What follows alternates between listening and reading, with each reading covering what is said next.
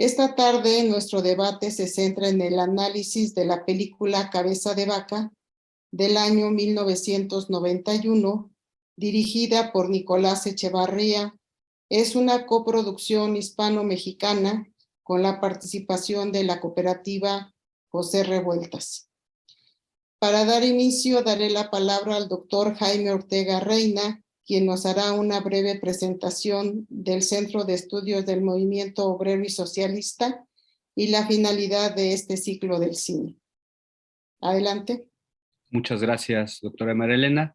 Sean bienvenidas y bienvenidos virtualmente al Centro de Estudios del Movimiento Obrero y Socialista, CEMOS, que es un centro, una asociación civil que resguarda el archivo histórico de una parte significativa de la izquierda mexicana, particularmente el Partido Comunista Mexicano, disuelto en 1981, y algunas expresiones posteriores.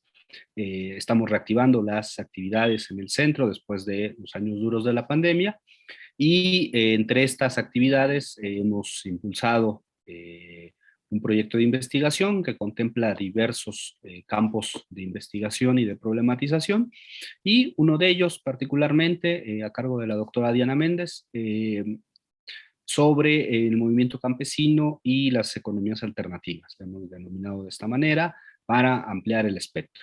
De tal manera que este es un experimento, esta es una iniciativa, digamos, que busca hacer sinergia entre la dimensión cooperativa, muy propia de la sociedad contemporánea, moderna, de respuesta a la sociedad moderna, a la crisis de la sociedad moderna, y tratar de vincular algunos espacios o algunos elementos que tienen que ver con la sociedad rural, aunque obviamente esta categoría pues, es muy divergente y es muy amplia y se ha modificado históricamente y se seguirá modificando seguramente en los próximos años ante la grave crisis civilizatoria en la que vivimos.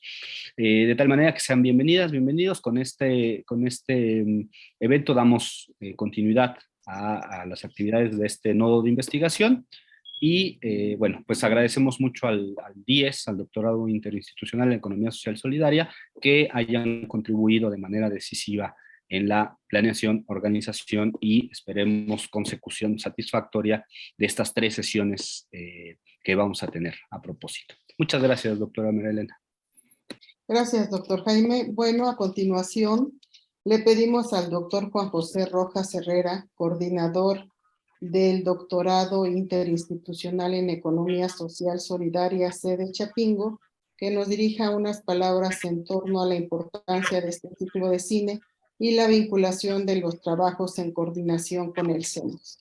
Adelante, doctor. Como no, muchas gracias y buenas tardes a todos y todas.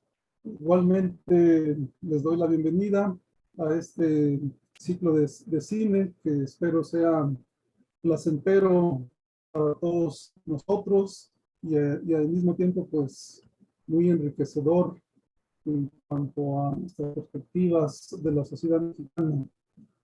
El Doctorado Interinstitucional en Economía Social Solidaria es una iniciativa académica que se impulsó desde la Red Nacional de Investigadores y Educadores en Cooperativismo y Economía Solidaria desde hace ya aproximadamente unos 10 años y finalmente pudo echarse a andar en 2019. Estamos ya en la 4ª generación y bueno, pues ahí vamos.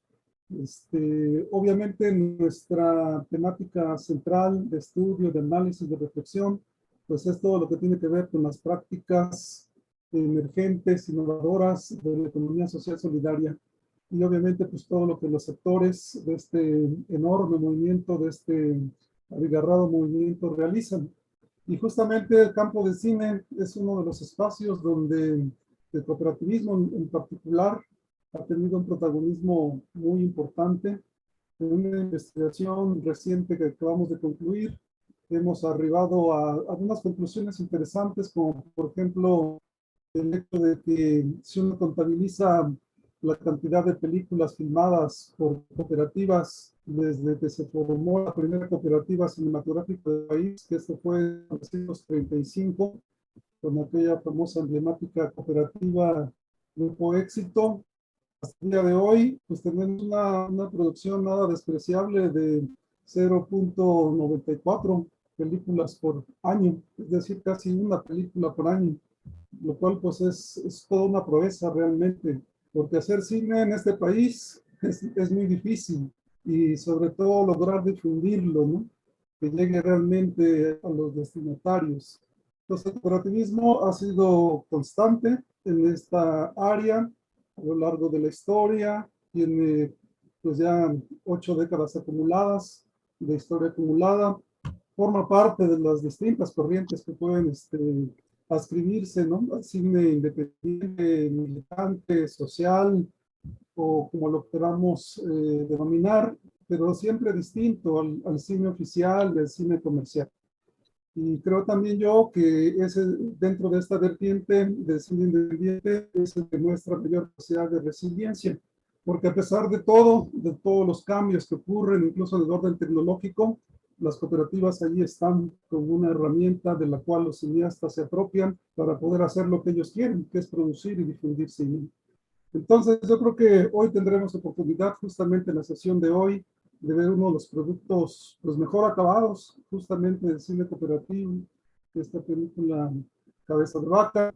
Y pues tenemos ocasión, digamos, en las 3 sesiones de intercambiar puntos de vista, ideas, percepciones de lo que la película, las películas nos provoquen a todos nosotros, ¿no? Entonces, solamente deseando que sea muy fructífero, que sea muy divertido para todos ustedes, que la pasen muy bien en este ciclo de cine, pues yo concluiría con ello esta breve intervención.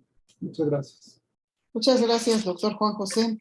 Bueno, pues ya para iniciar el diálogo y el debate, vamos a escuchar a nuestra primera comentarista, y es la doctora Alejandra Méndez Rojas.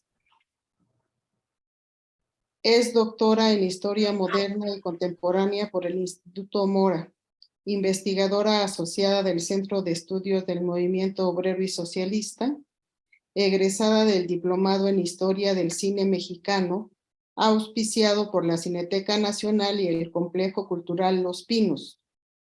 Sus investigaciones han sido reconocidas por el Centro de Archivos Rockefeller, la Secretaría de Relaciones Exteriores de México y la Asociación de Estudios Latinoamericanos. Sin más, damos la palabra a Diana Alejandra. Adelante. Muchísimas gracias y buena tarde a todas y a todos. Yo quiero comenzar agradeciendo su presencia en este evento virtual, nuestro primer ciclo de cine debate, que atiende a 2 temáticas de gran relevancia en nuestro contexto actual. De una parte, nos permitirá reflexionar colectivamente sobre las oportunidades que la conformación de cooperativas abre para la producción artística y la gestión del trabajo colectivo. De otra parte, nos remitirá a las dinámicas de las sociedades rurales y los motivos que animaron su representación fílmica.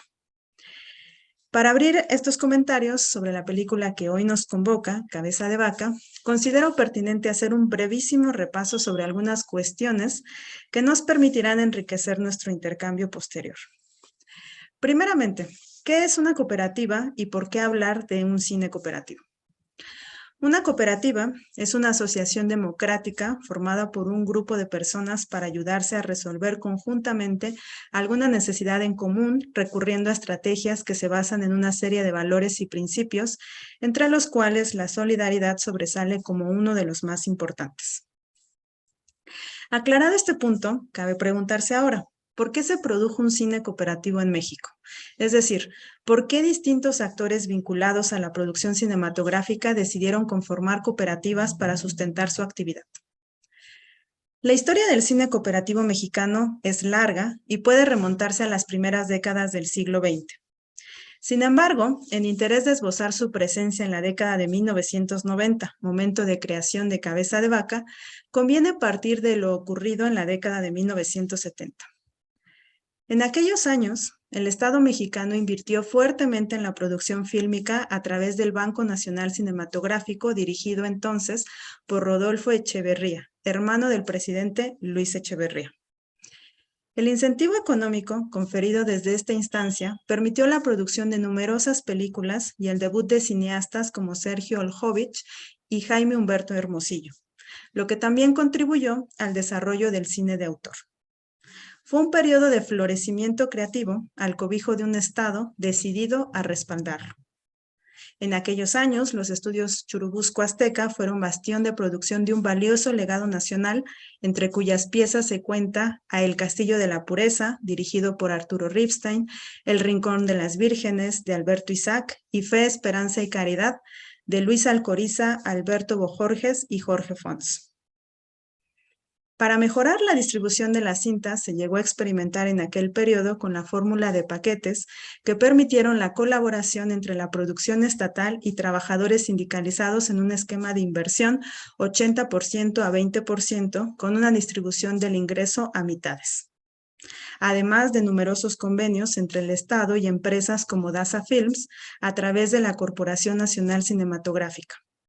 De esa reunión surgieron filmes como La Pasión según Berenice, del mencionado Jaime Humberto Hermosillo. A estos años siguió una severa recesión económica que reposicionó en el centro de la producción fílmica nacional a las empresas privadas, lo que llevó aparejado el resurgimiento del cine independiente. Al interior de este se gestó una nueva etapa de la producción en cooperativa, refrendando así su lugar como opción en épocas de crisis. Surgieron numerosas cooperativas como Río Mixcoac, que llegó a rodar Bandera Rota, dirigida por Gabriel Retes. Para tener una idea más clara de la magnitud de estos cambios, sirva referir un recuento realizado por Alejandro Pelayo, según el cual en el año de 1980 se estrenaron 88 películas privadas, 5 estatales y 14 independientes. La retirada estatal es tan clara como el impulso a las producciones independientes. A muy grandes rasgos, este fue el trasfondo que formó a la generación de los cineastas denominados de la crisis. Llegada la década de 1990, en el umbral del llamado quinto centenario, se estrenó Cabeza de Vaca, producida por la cooperativa José Revueltas, bajo la dirección de Nicolás Echavarría, quien se decantó por esta historia a petición de Alberto Isaac, funcionario del Instituto Mexicano de Cinematografía. Entre otras razones, por contarse con el testimonio directo del personaje y protagonista de esta cinta. No es casual que iniciemos este ciclo de cine con esta película, pues el día de ayer, como cada 12 de octubre desde 1992, se discute públicamente en registros políticos y culturales las múltiples visiones, interpretaciones y nociones a propósito de lo que se dio en llamar el quinto centenario, el encuentro de dos mundos, o bien el encubrimiento, según las comunidades que se enuncian. El decenio de 1990 fue también el momento en que las primeras estatuas de figuras asociadas a la llamada conquista comenzaron a ser derribadas, aunque sin la amplitud mediática que tienen hoy en día estos actos iconoclastas. El estreno de Cabeza de Vaca nos remite a los albores de la hiperconectividad, en el que el discurso celebratorio de la globalización comenzó a ganar fuerza en menoscabo de las identidades nacionales. Las fronteras comenzaron a abrirse de la mano de los procesos de modernización neoliberal y de la mercantilización extrema que hacía circular los productos sin aparentes obstáculos. Fue un periodo que permitió pensar la genealogía del mundo contemporáneo en función de los encuentros y cruces y ya no solo de los sedimentos locales y las formas de la historia patria. Se vivió una apertura que a la postre resultó ambigua. Se celebró la diferencia a costa de sacrificar lo común. Esta genealogía llegó así a obviar la violencia y el desgarro de las identidades comunes. Contando con una producción cooperativa y numerosos apoyos, como los correspondientes a la televisión española, se logró que la película que hoy comentamos fuera muy bien recibida, tratándose de uno de los éxitos internacionales más importantes del cine cooperativo mexicano, especialmente de la cooperativa José Revueltas. Alrededor de su hechura destacan conocidos nombres, tanto de actores como de guionistas y productores. Es el caso de Guillermo Sheridan, famoso crítico literario, de Berta Navarro, productora, y del actor Juan Diego, quien fue conocido en España por su militancia política comunista, además de otros actores de su generación que conocieron el sindicalismo como medio de resistencia cultural al franquismo. Cabeza de Vaca es, en cierto sentido, una película anómala, dada la poca afluencia de diálogos. Recordarán que persiste un monólogo que nos ayuda a pensar estrepitosamente nociones como la identidad y el lenguaje. Tomaré 3 frases para articular el resto de mi comentario. La primera: aquí termina España. Esto les dice Narváez a los tripulantes de la barcaza donde va Álvar Núñez Cabeza de Vaca y particularmente al cura. Se trata de un momento de crisis, un momento de desgarro de una identidad que se enfrenta a lo desconocido y vertiginoso, precisamente al espacio de otra identidad. Es el encuentro con el otro, en un sentido fuerte, es decir, con ese otro inmenso desconocido que se vive y experimenta como una amenaza constante, con el que apenas hay posibilidad de comunicación. No hay traductor ni traducción posible que no sea la de la propia práctica, la vivencia. En el relato de Cabeza de Vaca no hay una Malitzin. El hacer se impone sobre el decir. Termina España simbólicamente porque termina esa forma civilizatoria, sus técnicas, sus mediaciones y su lenguaje. Comienza otra cosa, otra forma civilizatoria que tiene su propia conflictividad, su propia forma de encarar el mundo. La segunda frase. En la vida de ese indio va la nuestra. Esto dice Cabeza de Vaca a sus compañeros cuando son salvados por un grupo indígena que se encuentra en conflicto con otro. Este es el Cabeza de Vaca que ya se reconoce como parte de un ecosistema, de una totalidad que desconoce, que entiende por vías distintas, no por el lenguaje, como lo religioso o lo medicinal. Como sea, Cabeza de Vaca se ve imbuido en esa trama y asume la comunidad como forma de sobrevivencia.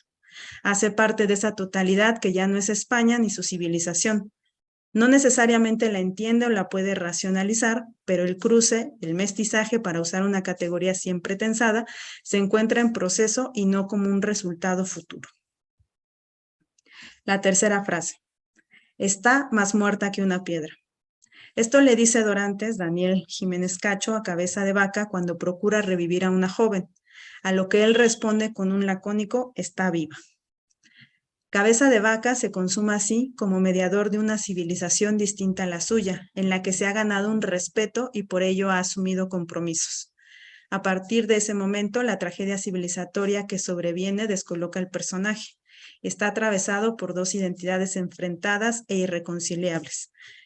Cabeza de Vaca ve el declinar de una de ellas y la imposición de la otra, pero al encontrarse en esa dimensión no puede sino sufrir. Cabeza de Vaca ya no pertenece a una sola, y aunque le falten las palabras para nombrar a una de ellas, no por ello deja de ser desgarrador su lamento y pérdida, sostenido en la esperanza de una fe que se antoja única. A decir del propio director, Nicolás Echavarría, Cabeza de Vaca llega a preguntarse si es que acaso él llegó a ser uno de sus antiguos camaradas. Dejo acá mis comentarios iniciales solamente para abonar algunas ideas a nuestro posterior intercambio. Muchas gracias. Muchas gracias, doctora Diana. A continuación, me es muy grato presentar a nuestro siguiente comentarista, al doctor Carlos Oliva. Él es escritor y filósofo. Trabaja como profesor de tiempo completo en la Facultad de Filosofía y Letras de la Universidad Nacional Autónoma de México y es miembro del Sistema Nacional de Investigadores. Ha obtenido el Premio Internacional de Narrativa Siglo XXI, el Premio Nacional de Ensayo Joven, otorgado por el CONACULTA, el Premio Nacional de Ensayo Literario, concedido por el INBA, y el Premio Nacional de Ensayo Filosófico, otorgado por CONACULTA y CONARTE. Es responsable de los proyectos de investigación, teoría crítica en América Latina y cine mexicano y filosofía. Sus últimos libros publicados son Cine mexicano y filosofía, teorías y discursos críticos en México y Espacio y Capital, así como las compilaciones El Capital, ensayos críticos y crítica, hermenéutica y subjetividad. Damos la palabra al doctor Carlos Oliva. Hola, muy buenas tardes. Muchísimas gracias, doctora Rojas, y muchísimas gracias también a la doctora Méndez que me antecedió. Bueno, y muchas gracias por invitarme a comentar esta película que tuve que volver a ver después de hace muchísimos años que había visto y que me había impresionado mucho.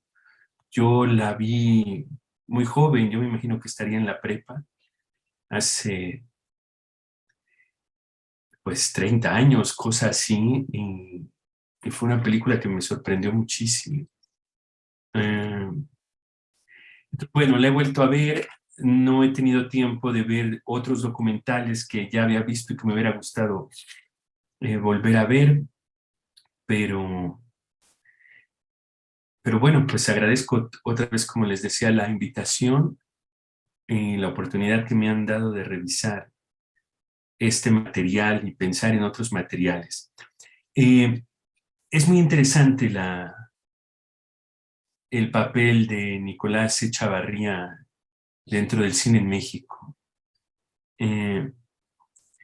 porque pues probablemente sea el documentalista pues más reconocido y a partir de él quizás se pueda marcar una línea de lo que fue el documentalismo, como muy bien señalaba Diana, de los 70 y el nuevo documentalismo que se está haciendo, sobre todo yo diría, pues incipientemente a partir de 1994, con la irrupción del ejército zapatista y ya de manera un poco apoteótica, pues yo creo que después del 2008, 2009, 2010, con esta crisis financiera mundial que resitúa nuevas formas económicas, mercantiles simples o incluso de intercambios no mercantiles y que impulsan unas formas de creación y de distribución de materiales audiovisuales muy novedosas.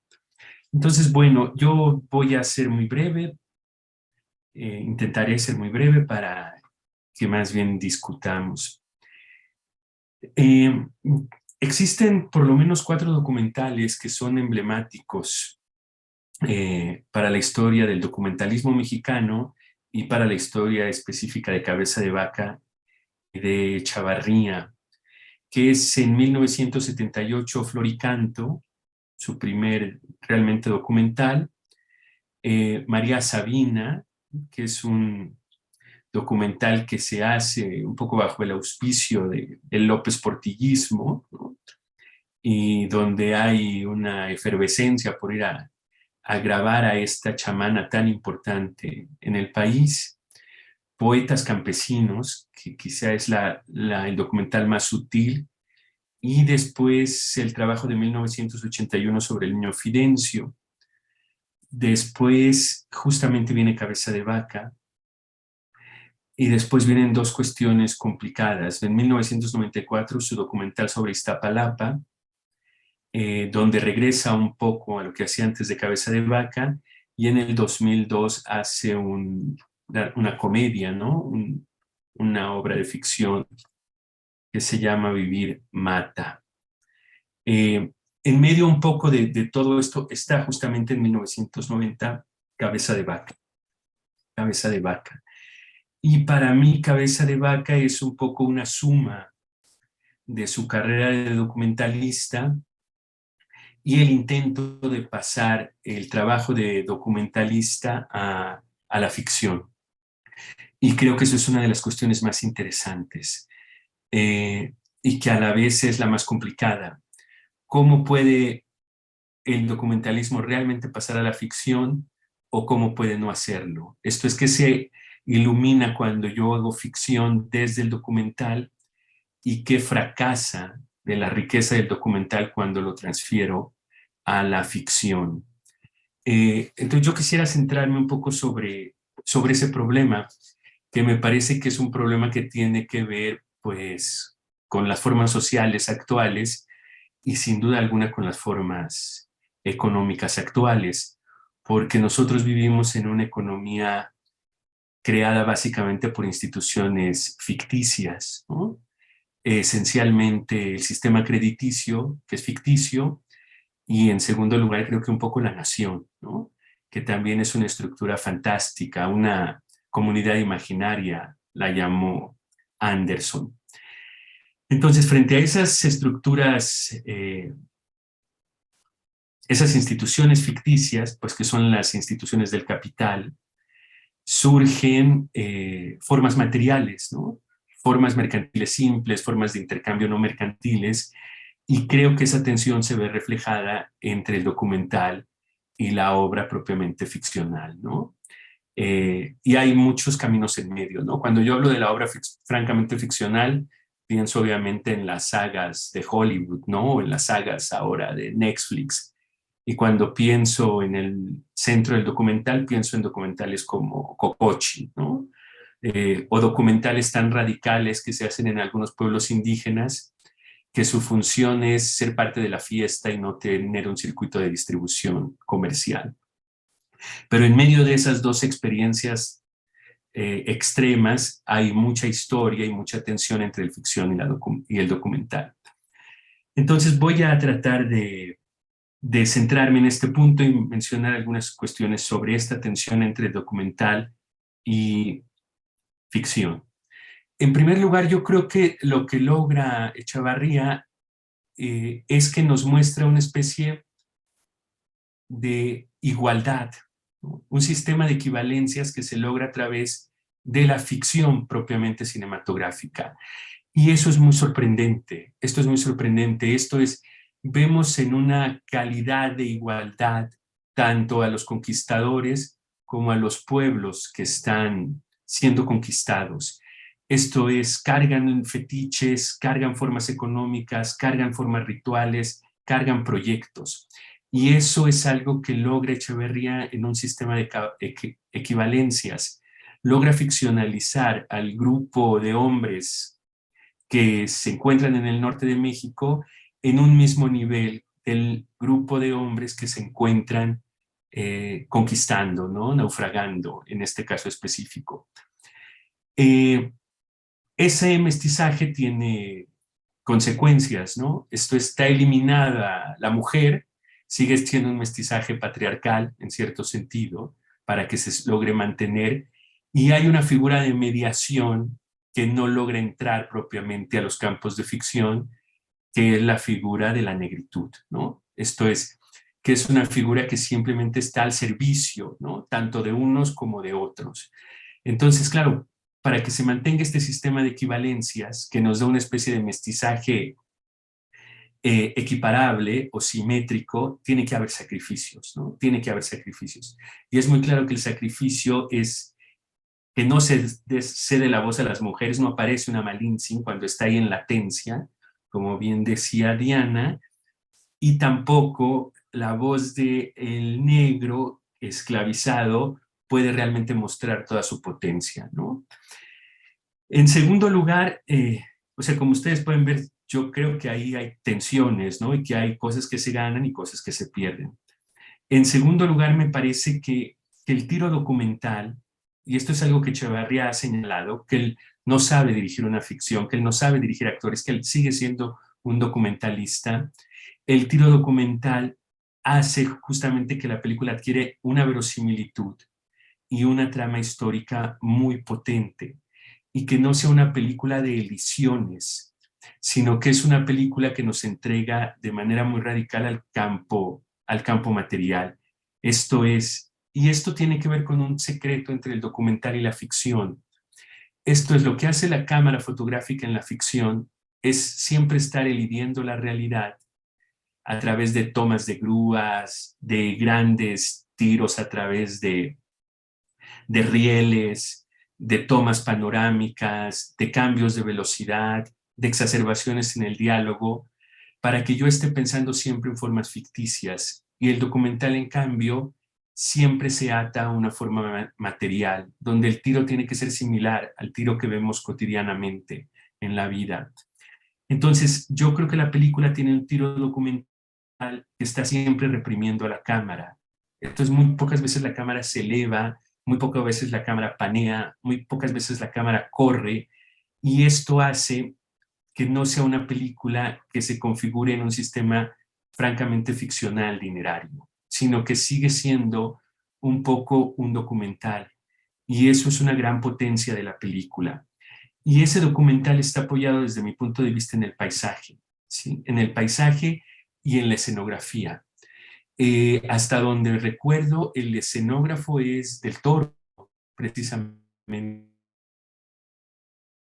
Tenemos una escenografía tan recargada y sobre todo una especie de teratología, de monstruosidad en todos los atuendos, porque es un Del Toro que ya está operando, ¿no? Que ya está operando como él va a saber operar. Y obviamente en Berta Navarro, que ya se mencionó aquí, ¿no? O sea, lo que vemos en Berta Navarro como productora es tratando realmente de crear una especie de road movie de la conquista, ¿no? Y eso le da una tensión muy interesante a la película entre elementos documentales que tienen que ver con el cuerpo y elementos pues de película de cowboys un poco, ¿no? O de automóviles. Esto, la película va avanzando de manera linearia ficcional. Y esa tensión me parece que es lo que le da esa vitalidad a Cabeza de Vaca, ¿no? Déjenme terminar, tendría muchas más cosas que mencionar sobre el espectro agronómico. Por ejemplo, se ve muy claramente cómo en toda la película están comiendo maíz, ¿no? Están siguiendo ciclos de maíz, están cocinando el maíz. Y aparte hay un discurso subterráneo que también tiene que ver con las drogas, ¿no? Con las drogas. Es interesante que todo ese discurso chamánico no sea explícito, sino que se recargue en el personaje español. Y yo creo que ahí sí hay una falla de la película, porque vuelve a ligar la potencia chamánica con una potencia finalmente cristiana, ¿no? Y yo creo que la potencia chamánica deja verse como una potencia agronómica también, ¿no? Y son pocos momentos donde lo podemos ver. Por ejemplo, cuando encuentran la bala, en cambio de cuando encuentran la flecha que tienen que sacar, ¿no? Esto es, si yo tengo que sacar una flecha, todavía estoy negociando con un elemento natural que me puede matar y puede no matarme, pero si yo estoy negociando con una bala, la muerte ya está inscrita y el discurso agronómico mágico ya no puede operar.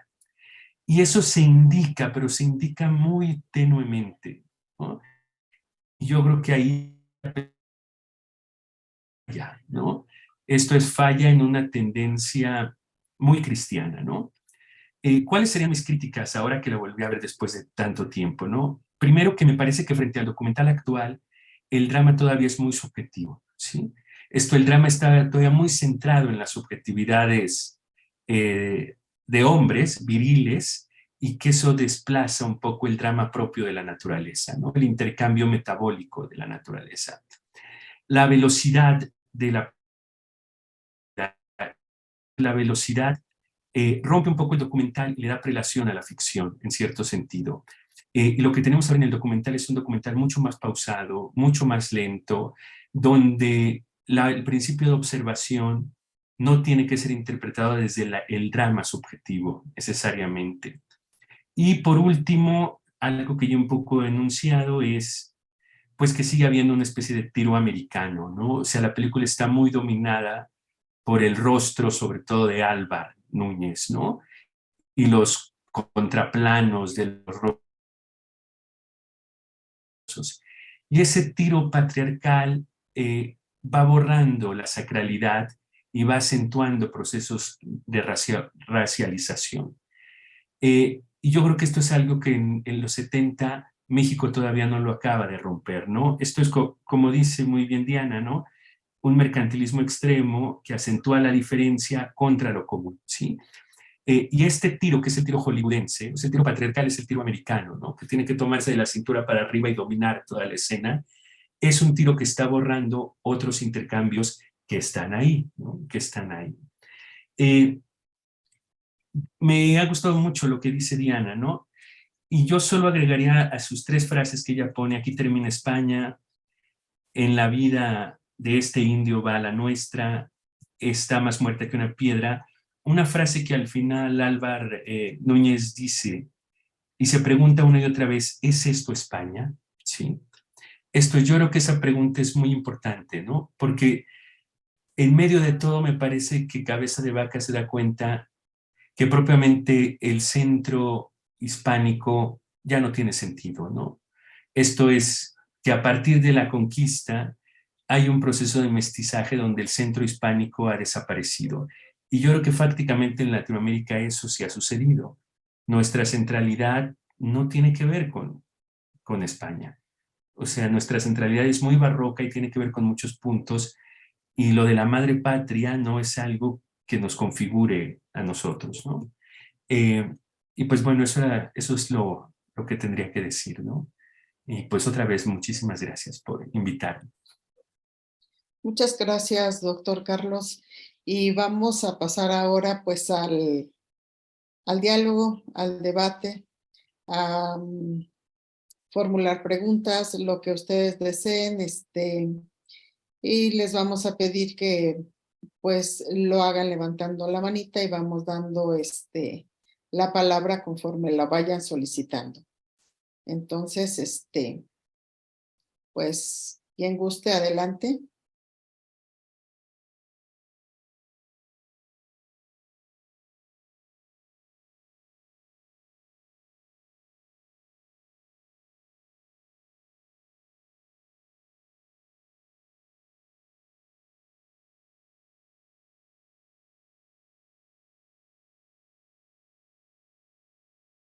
Adelante, Diana. Gracias, ¿me escuchan? Sí.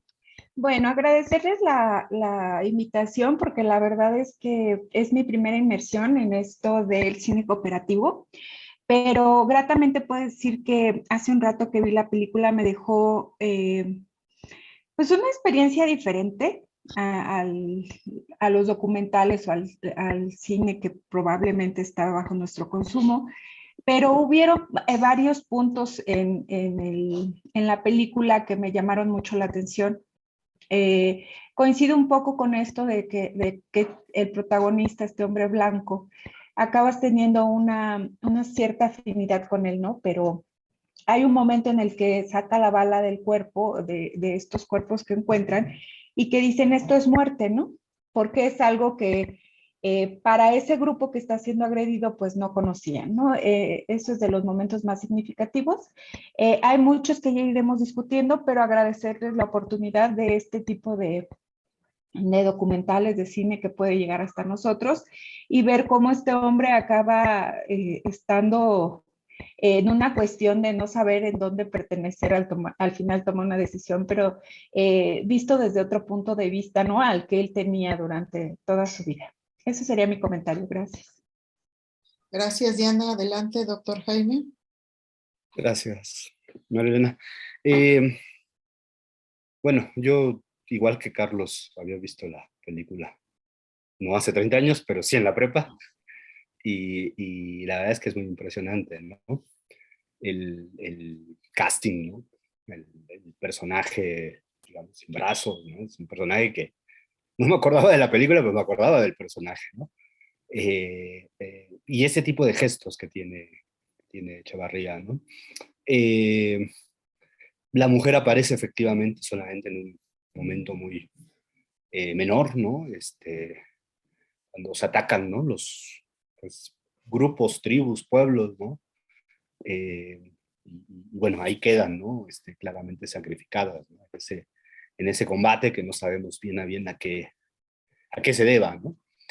Pero en general creo que tanto los comentarios de Diana y Carlos ayudan a reflexionar mucho. El de Diana ayuda a reflexionar mucho el contexto, ¿no? Es decir, para nosotros el día de hoy, este es un poco un discurso ya pasado, porque han pasado 40 años, ¿no? Discutiendo el tema del 1492, más o menos está, digamos, discutido, no digo que saldado, pero está discutido. Y bueno, en 1991, decir que aquello no había sido un encuentro amigable, pues era difícil, ¿no? Y había muchas discusiones, ¿no? Y creo que el punto que pone Carlos es muy interesante, ¿no? Los dos aparecen tal cual como equivalentes, ¿no? Es decir, que al final sí había un principio que curiosamente no es el lenguaje, ¿no? Esa no parte de esa capacidad de articulación, ¿no? Parte de, efectivamente, los fetiches, ¿no? Esta parte es, porque toda la película es un fetiche tras otro fetiche, tras otro fetiche, todo el tiempo, ¿no? Entonces, creo que el comentario de Diana ayuda a comprender una historia que hoy ya, pues 40 años, ya está en crisis, incluso lo que daba sustento a aquella discusión, ¿no? Que es la lamentada idea de la globalización, y volvemos a la discusión de la idea de soberanías, ¿no? Es decir, esta idea soberana, ¿no? De Narváez, ¿no? España termina aquí, ¿no? Es decir, no sabemos qué viene, qué poder está acá gobernando, ¿no? Eso por un lado. Y del lado de la presentación de Carlos, que siempre es muy, muy interesante escucharlo hablar de filosofía, pero también de cine, y verdaderamente, bueno, le queremos agradecer porque le hicimos una invitación muy express, pero su comentario es muy rico porque aporta pues nociones que los que no tenemos el gusto, pero no el conocimiento sobre el cine, pues es muy revelador, ¿no? Y a mí también me parece que hay esa parte, ¿no? De hacia el final se complica porque no está quedando claro en el argumento, porque no puede quedar claro la sensación, ¿no? Mientras que los compañeros de Cabeza de Vaca se entregan, ¿no? Totalmente al regreso de esa identidad, ¿no? Que se había perdido, ¿no? Por la condición subordinada que tenían, y la exacerban a la mentira, ¿no? O sea, la aparición de la mentira ahí, ¿no? De la mujer de los tres senos, de las ciudades de oro, ¿no? Es decir, ese es un recuento complicado, ¿no? Hablo un poco de el contraste con Cabeza de Vaca como un personaje finalmente en deuda, ¿no? Es decir, tiene una deuda con una comunidad que lo adopta, ¿no? Por distintas razones, pero hay una deuda, ¿no? Que es una deuda que no adquieren los otros, ¿no? No adquieren de ninguna manera, ¿no? Jiménez Cacho no pudo haber sido chamán, ¿no? No había manera, ¿no? Porque no le correspondía ese papel. Entonces, creo que ahí hay un tema bien interesante. Yo creo que lo comentaba con la doctora Méndez, quizás sea una de las películas cooperativas, no, a lo mejor estoy diciendo una exageración, producidas en México con más vistas fuera, ¿no? Y es que el tema identidad en el año 91, 92, ¿no? Y la conflictividad en torno a esta situación atravesada, tensa y resuelta, ¿no? Conflictiva, que se va de un lado y se va del otro, ¿no? Una balanza que juegan los dos polos, está abierta, ¿no? O estaba abierta en ese momento, ¿no? Después nos vino el mercado y como dice Carlos, pues ya hoy el día las formas sociales pues fueron totalmente mercantiles y digamos, ya no hubo duda, ¿no? De hacia dónde iba el asunto, ¿no? Al menos durante 40 años, ¿no? Pero bueno, pues creo que ahí están puestos elementos muy sugerentes, ¿no? Agradecerles, ¿no? Tanto a Diana como a Carlos los comentarios, porque creo que han sido muy reveladores, ¿no? De una manera de pensar el cine, y particularmente el cine cooperativo. Efectivamente, lo de Guillermo del Toro es cierto, ¿no? Al final uno ve en los últimos créditos y aparece ahí del Toro, ¿no? Ese dato me parece que no es menor, ¿no? No es, como bien lo apuntó Carlos, ¿no? Tiene toda una imagen y toda una manera de construcción la narrativa, ¿no? Con respecto al paisaje que es lo que lo hace tan abrumador, ¿no? Es decir, esa capacidad de imponer, ¿no? La narrativa de la película en gran medida es por todos estos elementos técnicos que Carlos nos acaba de explicar, ¿no? Es decir, la imposición del paisaje sobre la perspectiva, ¿no? Y bueno, pues ahí está, ¿no? Y creo que 40, 30 años después, ¿no? Es una película que todavía puede interpelar bastante, ¿no? Tanto en su presentación técnica como en el argumento de atrás. Y perdón, nada más una cosa que los dos dijeron que a mí me parece muy interesante, ¿no? No hay Malitzin, ¿no? Ya Carlos explicó por qué, ¿no? El sacrificio, pero no hay Malitzin, no hay traducción, ¿no? No. La traducción se da por otra vía en dado caso, o el compromiso, la deuda, o el vínculo se da por otro lado, pero no por la vía de la traducción, ¿no? Y yo creo que ese no es un dato menor, ¿no? O sea, yo creo que fue el dato dominante en la historia de esos 500 años, ¿no? O sea, Malitzis habría habido pocas en realidad, ¿no? Entonces, pues es todavía más interesante la salida que le dieron, ¿no? Y con todo ahí, que a mí no me gusta para nada Guillermo Sheridan, no puedo dejar de reconocer que es un gran guión, ¿no? O sea, es un guión muy bien elaborado, ¿no? Pero bueno, muchas gracias. Gracias, doctor Jaime. ¿Alguien más que desee participar, hacer algún comentario o hacer alguna pregunta? Sí, adelante, Suheili. Gracias. Hola, pues buenas tardes a todos. También me da mucho gusto estar aquí compartiendo pues este otro modo de ver eh, pues parte de la historia, ¿no? Y que salen muchos temas y que nos hacen reflexionar y que al principio de la película pareciera como que no se entiende o como que es muy confuso o que hay tantas cosas presentes, pero que aquí ya platicando y escuchando a Diana, eh, al al doctor, pues también como que ya surgen nuevas ideas y nuevas reflexiones, ¿no? Y a mí me venía ahorita a la mente esta parte de que no hay muchos diálogos, pero lo que se podía ver es que se expresaban, se entendieron a través de las emociones. Y entonces había tanto violencia, pero también momentos vulnerables, ¿no? De ambos lados del encuentro, reaccionan a través de las emociones y las formas en que podían comunicar todo eso que ellos estaban viviendo, ¿no? Entonces eso me parece muy interesante en la obra y además, yéndome un poco más bien al final de la película, cómo se puede reflejar en que al final de cuentas se expresan o tratan de ver su realidad a través, decía, creo que sí decía una parte, no sé si el personaje principal, que había que mentir, ¿no? Había que mentir y se va formando toda esta idea o ilusiones de lo que es la realidad, ¿no? Porque a lo mejor es tan cruel que es mejor decir, sí vimos las ciudades de oro y todo, ¿no? A través de una mentira y lo podemos también proyectar a lo que vivimos, a la realidad, ¿no? Estamos inmersos en muchas mentiras, en muchas ideas que han sido formadas en nuestras mentes y así entendemos la realidad, o más bien estamos alienados, ¿no? Entonces, ese también como que es un punto muy interesante que marca la película y bueno,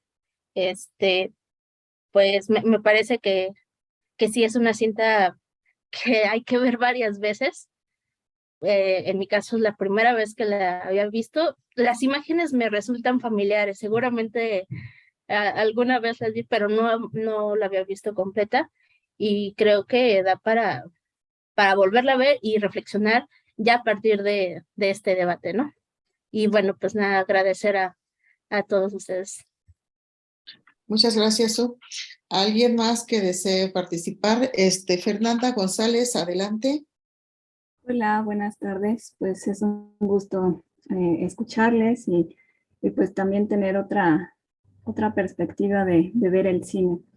Y bueno, respecto a lo que han comentado, me parece muy interesante esta idea de que no hay una malincia, ¿no? Es decir, no hay una capacidad de traducción, no existe esta posibilidad de intérprete, ¿no? Y me parece muy interesante porque pareciera que a lo largo de la película reina todo el tiempo una extrañeza, ¿no? Una ajenidad tanto de estos españoles frente a estos pueblos, ¿no?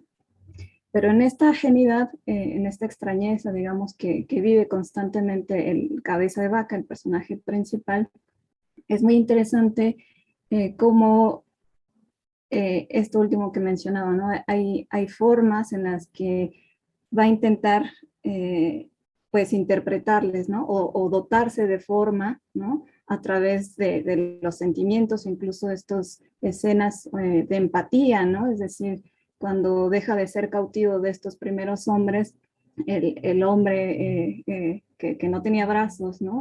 Cuando se va a Cabeza de Vaca llora, ¿no? Por ejemplo, ¿no? Entonces es muy interesante, aun cuando reina esta extrañeza de uno frente a otro, mucho más del español frente a estos pueblos, existe una continua intención de dar forma, ¿no?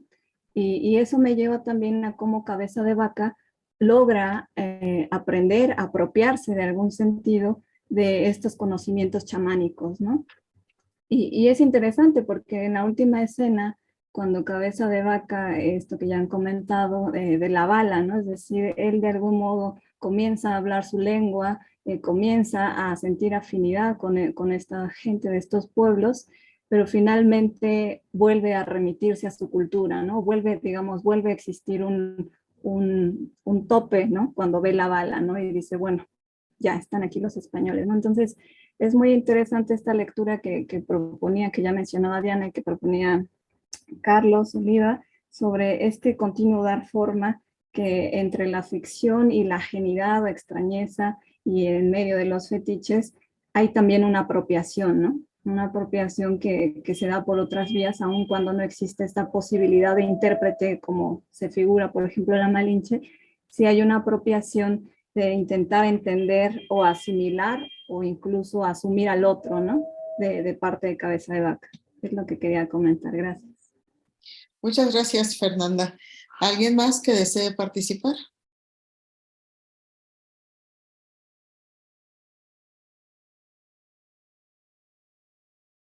Ángel, adelante. Hola, buenas tardes. Pues sí, en general es una película bastante interesante. Yo cuando la estaba pues tratando de estructurar después de haberla visto primero hace cerca de 15 años y pues esta semana, recientemente, y pues lo que yo plantearía o veo desde esta parte, pues es el prácticamente enfrentamiento de tres epistemologías inacabadas. O sea, hay digamos, que tenemos cerca de 60 o 70 años de que Marcel Mauss y Evans Pritchard trataban de, pues, empezar a comprender, sistematizar y estructurar lo que es o fue el pensamiento mágico, la hechicería y la brujería. Pues encontramos esta película. Tanto los antropólogos Evans Pritchard y Marcel Mauss pues planteaban precisamente algo que ya se ha planteado de acuerdo a los comentarios de las compañeras, de los compañeros, pues precisamente sobre esta cuestión de cómo se interpreta la materialidad, cómo la materialidad de las cosas, pues al fin y al cabo habla de la relación entre los objetos y los sujetos, relaciones de materia y cultura, y pues para este caso de tres epistemologías, un pensamiento muy probablemente, de lo poco que se logra ver ahí, un pensamiento todavía agrafo, ligado directamente a la manipulación de la naturaleza a partir de las estructuras de lo que se considera que pudo haber o puede ser el pensamiento mágico. Esta cuestión de considerar el todo de la naturaleza como un sistema al cual solamente los chamanes pueden acceder y comprender y manipular a través de ciertos objetos, a través de pues cuestiones muy vinculadas con la emotividad. En este caso, los españoles, en este caso como Cabeza de Vaca, llegan a un mundo confuso en el que me parece que 1492 hasta 1500, ellos son parte de una transición epistemológica. Están entre el pensamiento mágico religioso hacia el inicio de lo que siglos después va a tomar demasiada fuerza, que es la cuestión de la modernidad en la que pues nosotros estamos ubicados. Y en este caso, como se menciona, o sea, primero la película parece que no se entiende, entre los propios personajes no puede haber diálogo, no hay intérprete entre dos cuestiones o dos formas de percibir el mundo muy distintas y encontradas, donde lo que al final, al fin los articula, pues es no el diálogo, sino la violencia y el poder. O sea, las necesidades de poder de unos y las necesidades de poder de otro se van por encima de los diálogos. Los diálogos, pues parece que casi no existen más que, pues en este caso, a partir de la función que asume Cabeza de Vaca de ser prácticamente la parte de dos mundos donde no se sabe dónde termina España. Creo que al decir dónde, acá está España, dónde termina España, no es solo el ámbito geográfico político, sino el ámbito mental de, así como nosotros percibimos la realidad en España, desde España, aquí la naturaleza y las relaciones de causa y efecto funcionan igual o no funcionan igual. Después los otros conquistadores lo encuentran y dicen, pues es que es despreciable, complicado ver cómo un español, en este caso un tesorero, pues está en esta condición. O sea, ¿cómo se ve? Con taparrabo, hablando, diciendo y actuando de formas inentendibles, como un cruce de epistemologías frente a nosotros también como espectadores, pues ya completamente inundados por una modernidad. O sea, acá vería 3 epistemologías, ninguna acabada. Esa epistemología por destruirse completamente, la transición española, y nosotros en una epistemología, pues también problemática y llena de crisis acá. 3 elementos claros, lo que ya se comentó de forma bastante, pues a mí me parece, pues para volver a escuchar los comentarios cuando esté disponible la grabación, del hecho de la flecha, la bala, o sea, cómo la bala es toda esa maquinación de una estructura del mundo, donde pues con la flecha te puedes curar, en una epistemología, con la bala como que cambia absolutamente todo. Y la fuerza de la última escena de cuando van cargando la cruz y van llevando la cruz, me parece que para esta cuestión de que se va a edificar una iglesia, una catedral, una cuestión ahí muy importante. Y pues cómo se ve eso, lo que decían en los comentarios, la cuestión de los fetiches en todos los grupos. La cruz está como el enorme fetiche de una forma de pensamiento, de una forma de conocer el mundo que quizás todavía no comprendía la forma actual en la que consideramos la racionalidad y el poder mismo de, pues esa cosa lo tienen que llevar, trasladar millones, no millones, perdón, muchísima mano pues prácticamente esclava, que al final va a terminar colaborando de forma obligada o como sea para construir esa iglesia y esa epistemología en transición. Creo que es una película muy importante incluso para cuestionar precisamente nuestra epistemología racional basada o que busca evidencia física frente a una epistemología donde el control y la manipulación de la naturaleza se realiza a través de emociones en un conjunto de circuitos de causalidad que no responden a la comprobación, sino al ámbito de la intuición.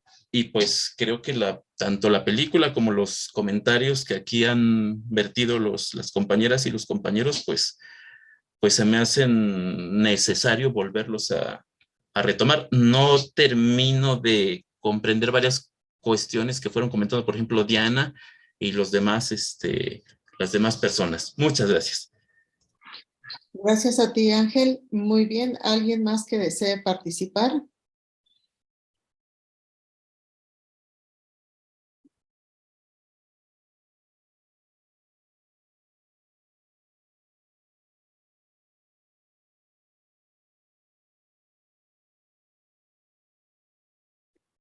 Bueno, en espera de que alguien más se anime, yo podría decir algo más. Adelante, adelante. Bueno, a mí me gusta mucho este tipo de espacios que nos ponen a dialogar, a intercambiar a propósito de los filmes, porque creo que es un registro que también nos da la oportunidad de hablar sobre experiencias, ¿no? Y las trayectorias que cada uno tiene con su experiencia cinematográfica. Y bueno, ya nos compartía Carlos al principio, ¿no? Sobre el momento en el que él se acercó a la película y algunos más nos han referido hace cuánto la vieron. Yo quiero compartir con ustedes que que ya nací en 1992, ¿no? Entonces, para mí esta película pues también me remite como al momento de pensar en mi nacimiento, ¿no? En lo que implica la década del 90. Y me acerqué realmente por primera vez a Cabeza de Vaca cuando tenía 15 años. Y no pude terminar de verla. Me pareció una película pues muy fuerte, muy impactante, me estremeció y decidí no continuar viéndola. Algunos años después ya me animé a acercarme a ella de nueva cuenta y la disfruté mucho. Me parece que es una gran pieza. Y ahora recuperando algo de lo que nos decía Carlos, creo que uno de los aspectos que la puede presentar como una obra más atemporal no es tanto ya ese discurso histórico, ¿no? Sobre el quinto centenario y ese gran momento de producción a manera de crítica o de homenaje, sino la perspectiva que él adecuadamente recuperó, documental y centrada en el paisaje, ¿no? El paisaje entendido como esta superposición de capas en las que pues se va develando ese registro de las fuerzas naturales, las físicas, las animales y la voluntad de los pobladores de estos territorios, ¿no? La película creo que es muy rica en ese aspecto de ir mostrando esos vestigios, esas pistas, ¿no? Que van a los primeros, a las primeras escenas, ¿no? Develando la presencia de otras personas, de asentamientos, ¿no? De cultura. Y también, por supuesto, de las prácticas agronómicas, que me gustó mucho esa parte del comentario de Carlos, y la persistencia del maíz, ¿no? Como un elemento de nuestra cultura que busca dar cuenta de esas raíces muy ancestrales, ¿no? En torno al ocupamiento de lo que ahora es nuestro territorio. Creo que podría hacerse incluso un ciclo centrado en el maíz y descubriremos cosas muy interesantes sobre estas cuestiones. Y por último, lo que quisiera decir para seguir escuchándolos a ustedes es que acercarme también a la historia del cine cooperativo me ha mostrado la gran calidad que se puede llegar a generar a partir del trabajo colaborativo, ¿no? Estas son verdaderas pues obras de arte, son trabajos que obviamente tuvieron que cubrir sus requerimientos económicos de producción y de comercialización, pero que finalmente pues también ponen en movimiento aspiraciones de artistas de muy diverso tipo y que a veces en estas historias generales sobre la cinematografía nacional pues son dejadas de lado, ¿no? Y creo que recuperar estos pasajes nos enriquece mucho también para conocer la historia de las organizaciones de izquierda, ¿no? Y de lo que atañe al estudio del CEMOS, ¿no? Que es una de las instituciones convocantes. Creo que esta es una beta que podemos continuar explorando conjuntamente. Muchas gracias. Y bueno, está libre el micrófono para quien guste participar. Alguno de los demás que desea hacer algún intercambio, alguna pregunta, comentario, precisión, impresión. A mí me gustaría sugerir que Carlos nos diera otro comentario. Ok, podemos también pedirle a Carlos Oliva si nos quiere complementar parte del material que traía preparado y que nos decía, bueno, para darles la palabra, aquí lo voy a dejar. Entonces, creo que quieren escucharte. Adelante. No, muchas gracias. Es muy interesante todo lo que han dicho. Me quedo pensando en varias cosas. Y además a mí me parece que el cine, una de sus grandes potencias es que por más que haya autores, como incluso piensen en un autor como Chaplin, que es el guionista, el productor, el director, el actor principal, incluso en un personaje que intenta tener el total dominio, es necesario tanto capital en muchos sentidos, no solo capital dinerario, que lo que es potente del cine es que siempre la materia que se está grabando va mostrando, creo yo, conexiones por sí mismas, ¿no? Esto es que cuando uno le dice al director o a la directora, ¿cómo lograste esto? ¿Cómo se te ocurrió? A veces dice, a mí no se me había ocurrido hasta ahorita que me lo dices, ¿no? Ni siquiera lo había visto, ¿no? Porque yo creo que el cine un poco pica, ¿no? Provoca a la materia y la materia reacciona por sí misma. Entonces luego vemos conexiones que no dependen propiamente del director, sino de todos los que están trabajando y de cómo está reaccionando la materia. Entonces, por ejemplo, pienso en este comentario, claro, ¿cómo se dice cuando aparece la bala? Dice, esto es muerte. No dice está muerto, como le ponen en la traducción en inglés, sino dice esto es muerte, en efecto. Y a la par se genera esta idea de que se toma el maíz, ¿no? García Cacho toma el maíz ya como si fuera un elemento, una comida chatarra. O sea, ya pierde toda su ritualización y en ese mismo momento le dicen a Cabeza de Vaca, a este no lo vas a revivir. ¿Sí? Esto es, toda la conexión está dada de esta tecnología del odio, que no es una tecnología moral, sino que es una tecnología de la distancia de las cosas. Esto es, se genera una tecnología de odio porque yo he logrado distanciarme de las cosas. Entonces, cuando yo digo, aquí está el arcabuz, aquí está la bala, en ese mismo momento, espontáneamente me puedo distanciar del maíz y quitarle toda su aura ritual, ¿no? Y eso se muestra en ese momento de la película. Y ahí Álvaro Núñez es derrotado en cierta sentido, porque Álvaro Núñez dice, a él no lo puedo revivir, ¿no? O sea, la tecnología del odio que ya se ha creado es tanta que ya no hay manera de mediar con ese cuerpo. Y una cosa que me quedo pensando a partir de este problema tan interesante de la Malintzin, es que yo creo que lo que estamos viendo en la economía de la conquista es que se están estableciendo dos proyectos económicos muy potentes, el de la hacienda y el de la encomienda. Y el norte del país es muy interesante, por eso esta fijación arquitectónica, ¿no? Por encontrar lugares que estén urbanizados, ¿no? Por grandes civilizaciones. Y eso no hay en el norte. O sea, lo que vemos en el norte es una arquitectura temporal, una arquitectura migrante, muy potente, y entonces lo que vemos es que por eso es tan violenta la conquista en el norte, porque de lo que se trata es de mover poblaciones de una forma de encomienda, migrarlas hacia trabajo esclavo y hacia trata. Por eso es tan interesante que las mujeres aparezcan en esquemas de trata abiertamente en la película. Entonces, es muy interesante pensar el norte como un norte migrante y como un norte que ha recibido una economía de encomienda y como este deseo de crear las grandes estructuras hacendatarias, ¿no? Y que también eso explica históricamente apariciones como la de la Malintzin y muchas traductoras y traductores, porque es tan potente el sedimento del sur mexicano que no les queda otra posibilidad que negociar lingüísticamente, ¿sí? Mientras que en el sur pueden avanzar de manera mucho más violenta, ¿sí? Porque no encuentran una arquitectura fija.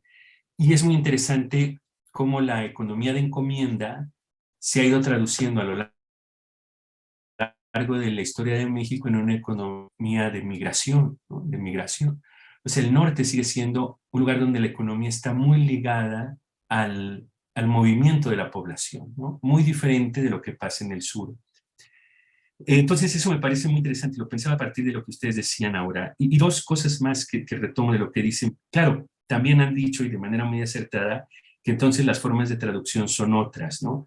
Los sentimientos, el humor, las lágrimas, la carnalidad. Esto es la forma de traducción que se busca, no es la traducción pesada de la lengua, sino es una forma de traducción más dúctil, ¿no? Y eso sigue operando en nuestros registros del país, ¿no? O sea, cuando vemos, por ejemplo, el despliegue de lo norteño, sigue siendo un despliegue muy rápido, ¿no? Un despliegue muy procaz, un despliegue muy lúdico, frente a un despliegue mucho más densificado, que es el del centro del país, ¿no? El del centro del país. Entonces, eso son huellas, pues, que están ahí prehispánicas, ¿no? Claramente. Y eso la película lo deja ver. Y dos cosas más que me llaman mucho la atención. Lo de Estebanico.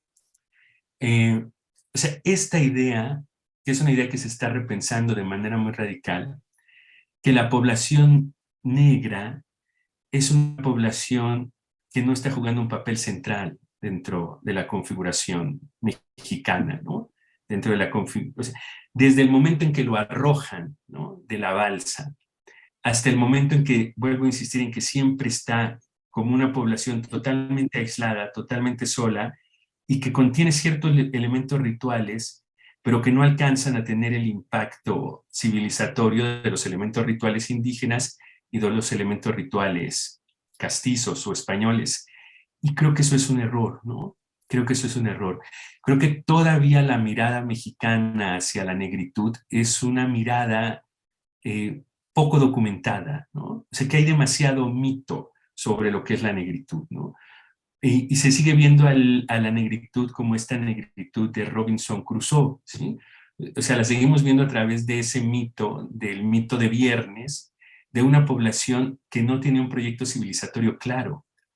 Y hay momentos, ¿no? Por ejemplo, cuando se embona a Estebanico con la música en toda la película, empezamos a ver que tienen un proyecto civilizatorio no solo claro, sino muy potente y de largo calado dentro de nosotros, ¿no? Y la última cosa que quisiera decir es que yo creo que uno de los problemas de la película es que yo siento que está muy atrás Herzog, ¿no?, este cineasta alemán. Yo sentí que era una película muy parecida a Cobra Verde, que es del 1988, o Aguirre, de 1972. Esto es, creo que se trata de una ficción épica, ¿no?, y que la potencia del documental actual, sobre todo el documental que están haciendo los pueblos originarios, es que no es un documental épico, ¿no? Es un documental de la vida cotidiana nuevamente recargado en el paisaje y en formas de intercambio no mercantiles, ¿no? Y que aquí la película sigue siendo una película épica. Tiene mucho de western, ¿no? Por más que Chavarría diga que no le gusta el western, tiene mucho de western, tiene mucho de ese cine épico europeo. Yo creo que ahí es donde el problema de las drogas no queda del todo claro.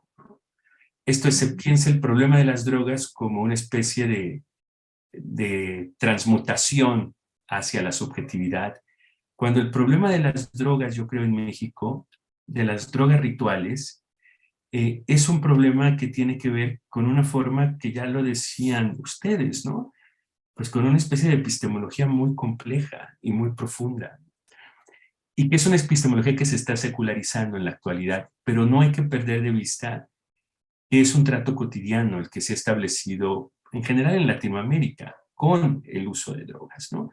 Y que hay que mirarlas así, o sea, las drogas son una forma de nuestra civilidad y también hay que pensar, pues, que por más que estén secularizadas, quedan como un comportamiento espontáneo muy potente dentro de nuestra cultura. Pero bueno, esto lo digo a partir de oírlas, ¿no? Porque es muy interesante. Claro, cuando uno piensa estas cosas conjuntamente, piensa lo que no había pensado, obviamente, ¿no? Muchas gracias, Carlos. Bueno, ¿alguien más que desee participar? Que nos quiera dar sus impresiones al respecto de la película, de los comentarios. Perdón, Elena, perdón, pero Sí. ya me emociona aquí el diálogo con las y los compañeros. Y que esta dimensión, digamos, norteña, ¿no? Aunque sureña norteamericana, hoy norteña desde nuestro punto de vista, ¿no? Siempre eso es complicado, ¿no? Pero algo que es interesante, que no gana el relato que uno podría esperar de una película a propósito de la conquista o de lo que al ser estas poblaciones nómadas, ¿no? Es decir, hay un nomadismo ahí, ¿no? Todo esto que dice Carlos, ¿no? No es México Tenochtitlan, ¿no? Es apenas el barro puesto ahí, ¿no?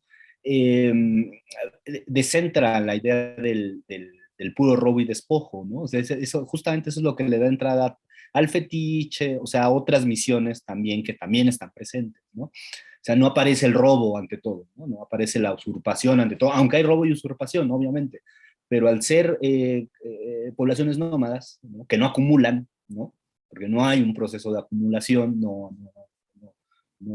tienen una economía, pero no es una economía efectivamente que parta del principio de la acumulación, ni de la construcción, ni del edificio, y que justamente al final, con lo que decía el compañero, la gran cruz, pues ya es el intento, ¿no? De finiquitar esa historia, ¿no? O sea, pues eso es tan grande, ¿no? Es ridículamente grande, ¿no?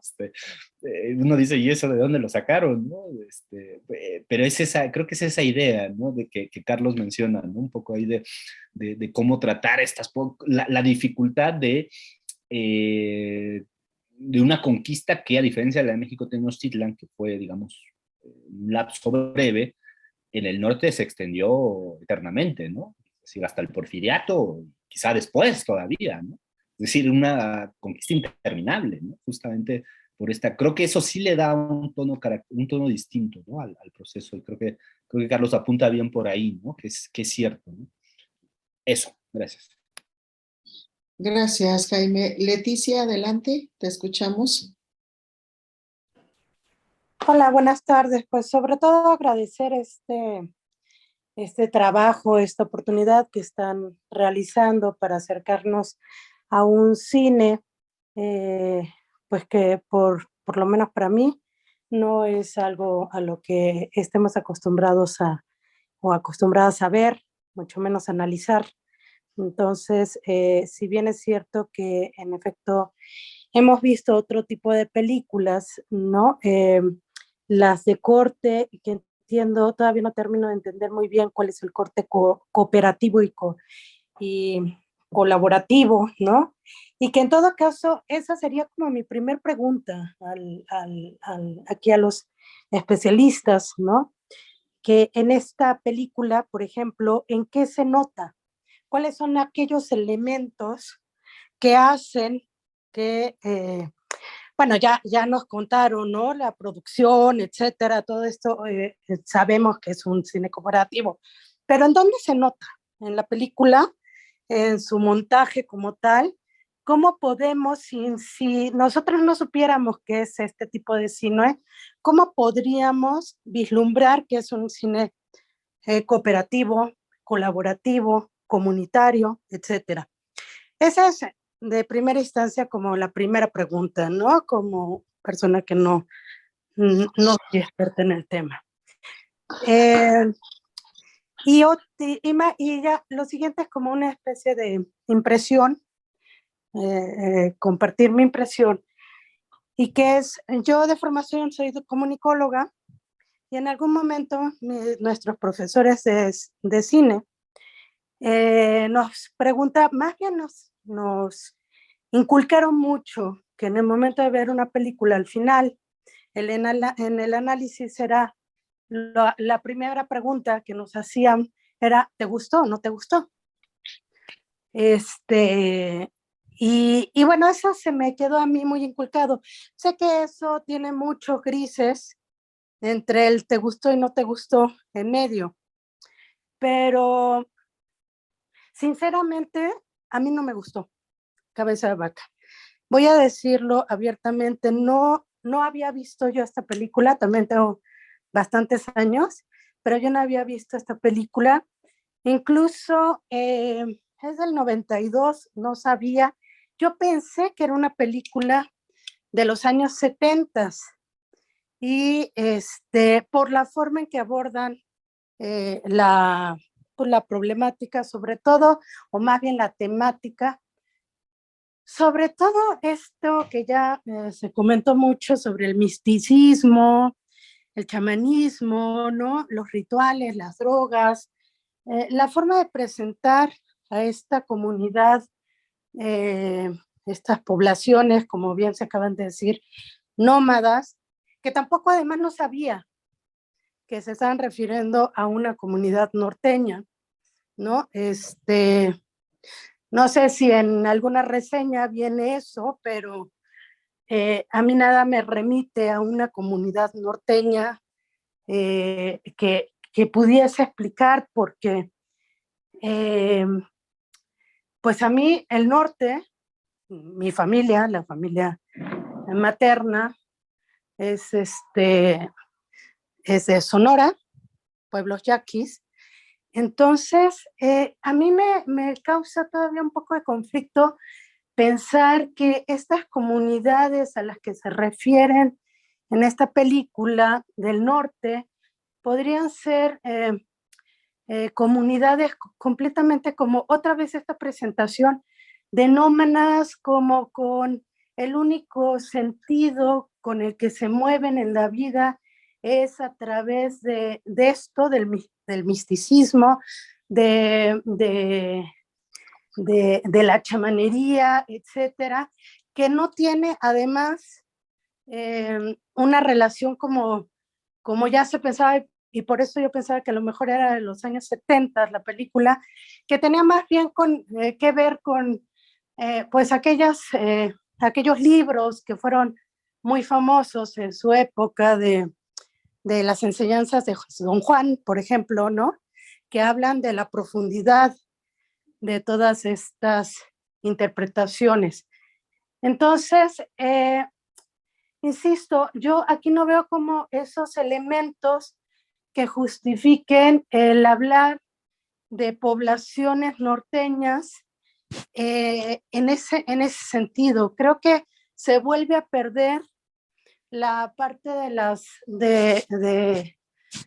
estas comunidades, más bien de estos pueblos originarios, como pueden ser los yaquis o los rarámuris, ¿no? En todo caso, en una interpretación del encuentro con los españoles, porque lo que sí nos queda muy claro es el origen de los españoles. Sabemos que no son españoles ni del centro ni norteños, ellos mismos dicen que son pues sevillanos, cordobeses, granadinos, ¿no? Son sureños, pero acá es como un poco más complicado saber en dónde se está situando.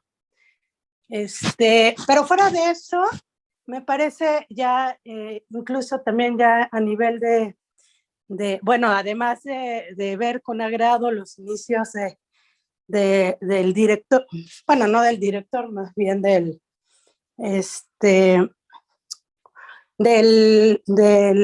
uno de los actores, ¿no? Los inicios de este actor que tiene una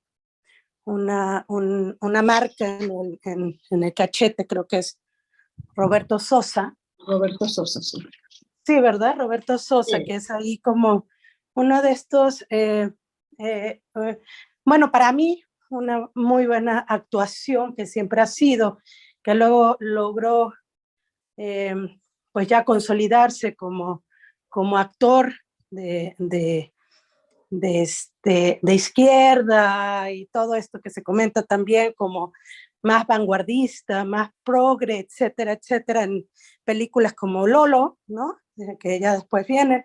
Pero bueno, creo que también en este tipo de películas empieza uno a darse cuenta de dónde vienen estos actores, estas personas que finalmente están contando a partir de este trabajo cinematográfico, pues las historias de nuestro país.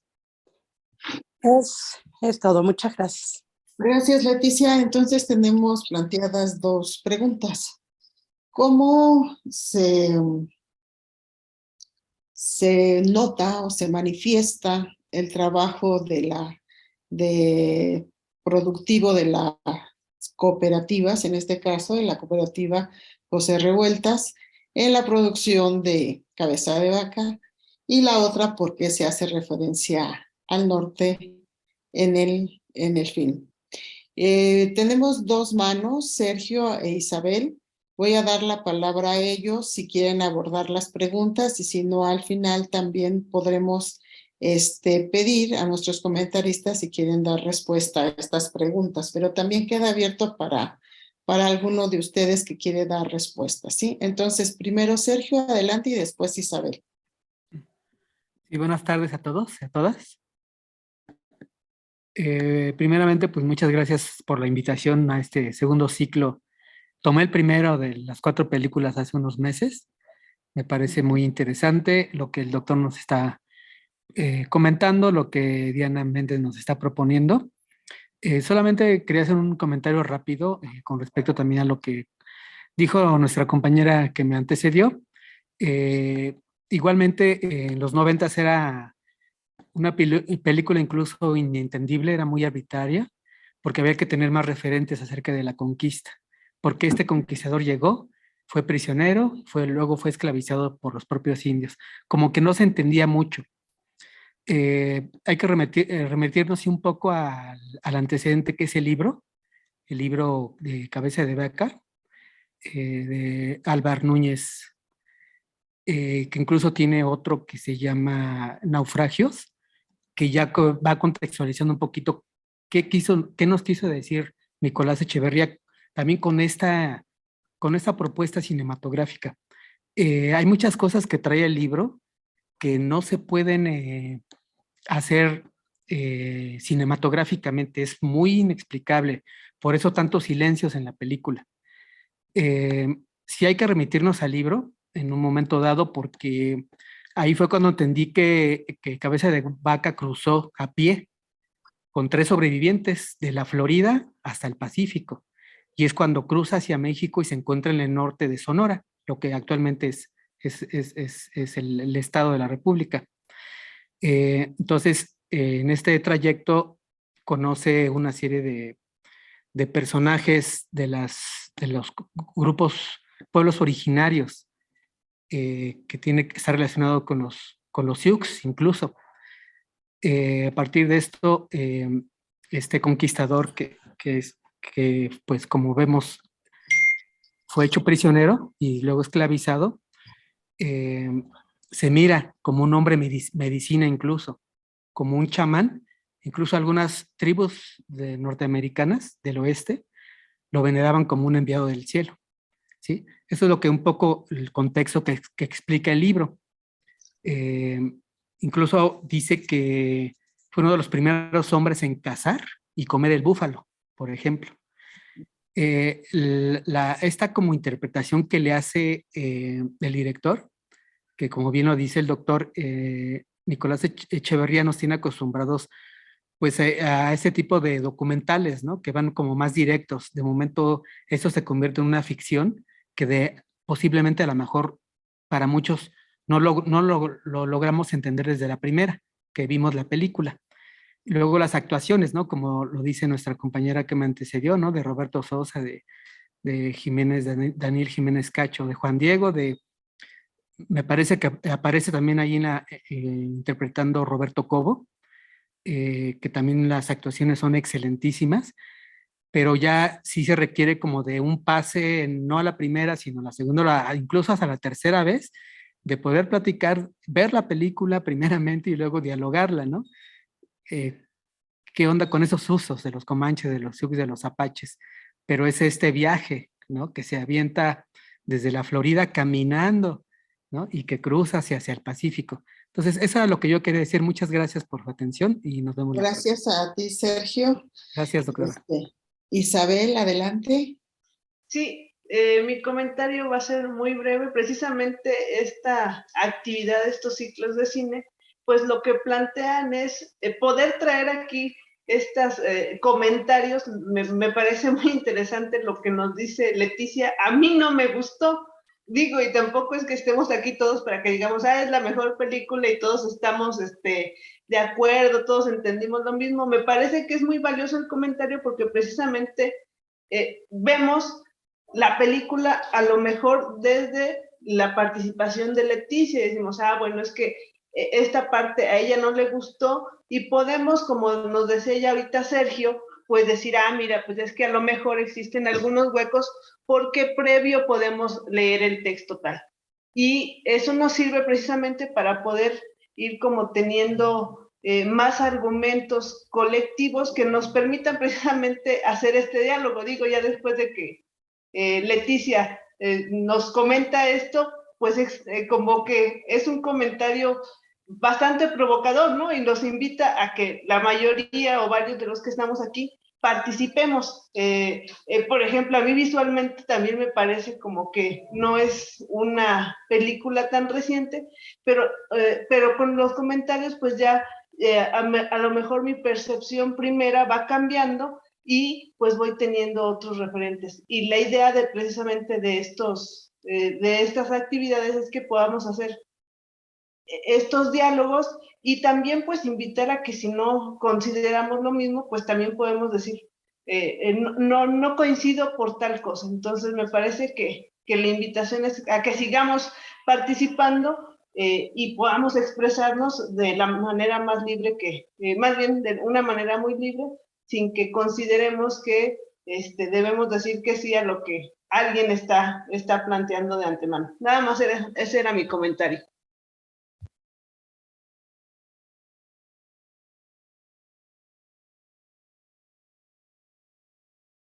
Creo que en el orden seguía Diana y después Ángel, porque Sergio creo que se quedó con la mano levantada.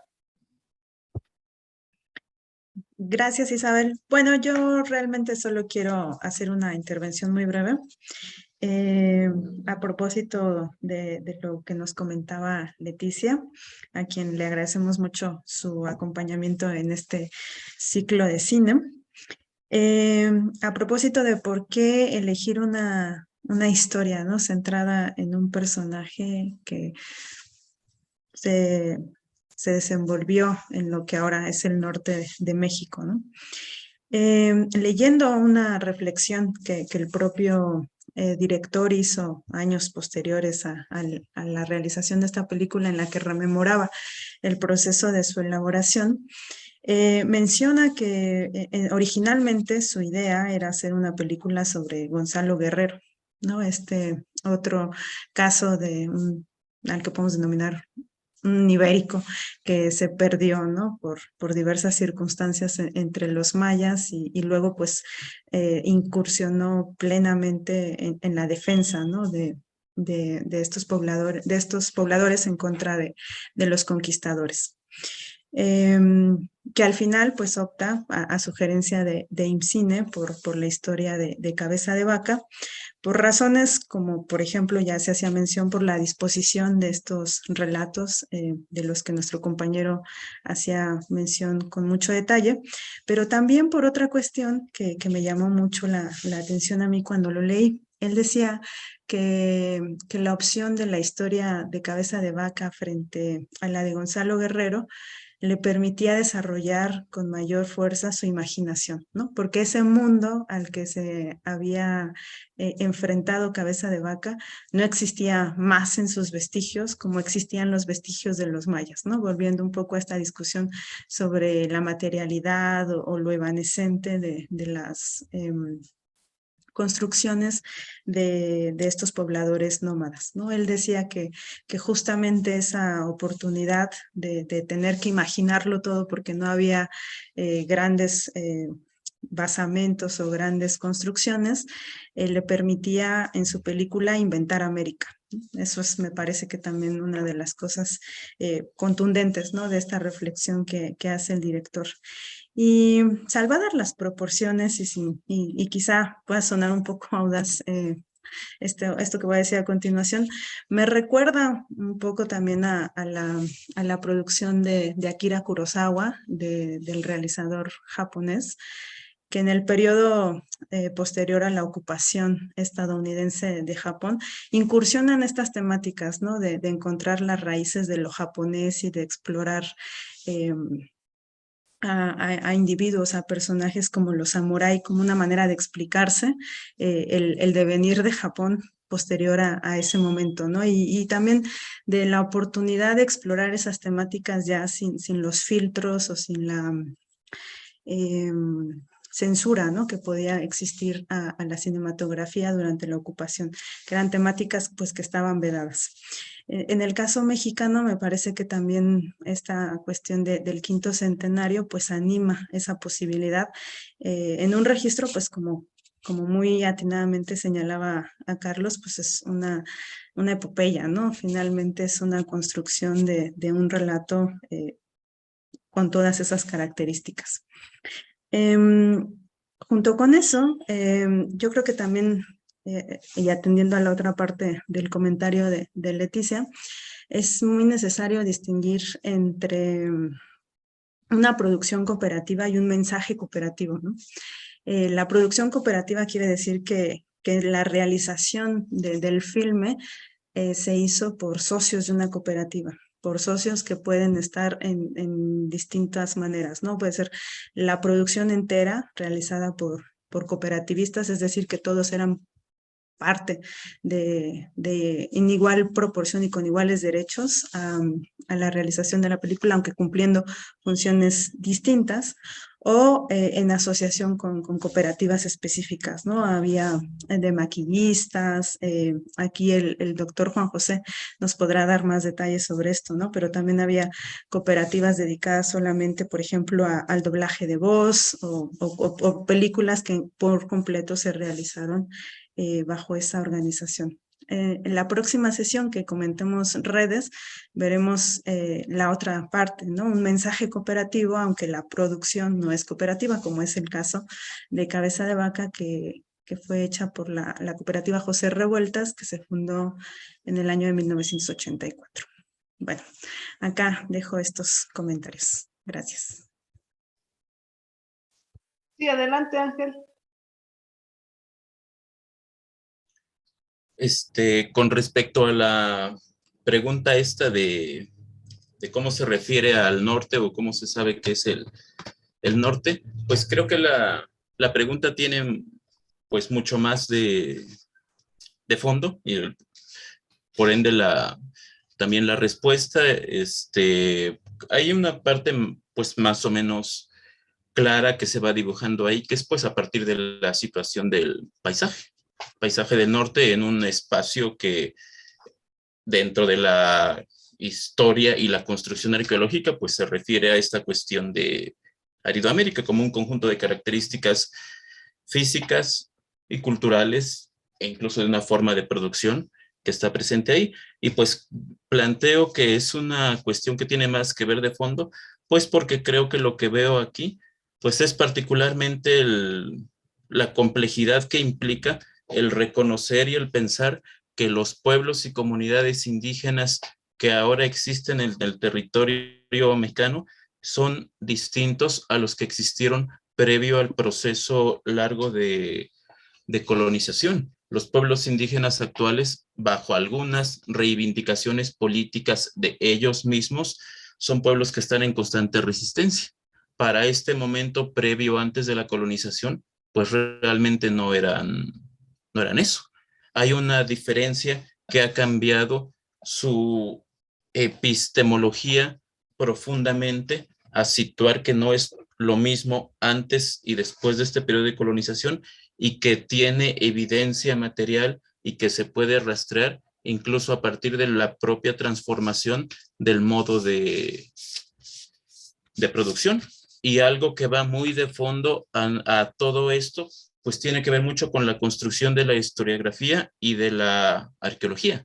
Ciertamente sigue siendo y es abundante el impulso sobre la evidencia y la investigación arqueológica que se realiza en el centro del país, particularmente sobre el posclásico y sobre específicamente la cultura mexica, que hace pensar y crea el imaginario de que en el resto de pueblos, comunidades, civilizaciones y estados tuvieran cierta semejanza o parecido con esta cultura azteca sustentada en el posclásico, en un modo de producción completamente pues basado en esta situación del esclavismo tributario.